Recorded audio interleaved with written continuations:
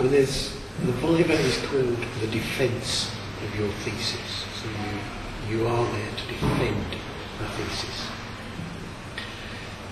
And to do that, very often examiners will be deliberately provocative in order to provoke a challenge from you.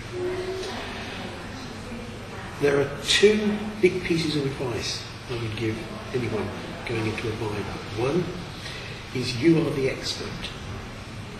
You're examining a piece of work that you wrote. Therefore you should know, you probably do know more about it than either of the examiners. So that's the first thing to keep in your mind when you're going into this challenging environment. You know more about it than them. The second is don't panic if the examiners ask you a question you can't answer.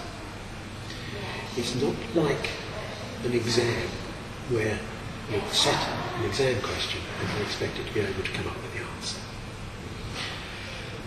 The worst thing to do is try to bluff your way through a question. If you're asked a question on a topic that you really don't know about, then come clean. Say, sorry, I didn't come across that, I don't really know that. And there are two strategies then. The examiners are likely to work around the subject. So clearly, if they ask you a direct question related directly to something in the project and you can't answer it, that might be problematic. The questions that cause the candidates often to panic are those that are asked that are peripheral to the subject. And the examiners are asked to examine the student's general knowledge of the field. But you're not expected to know everything about the whole area. So what a good examiner will do is they will start asking you questions, but they will keep changing tack until they find something you do know about, and then they'll follow that through. Or another strategy is they will enter into a two-way conversation. And this is another thing that's important to remember in a Viva. Don't wait to be asked questions.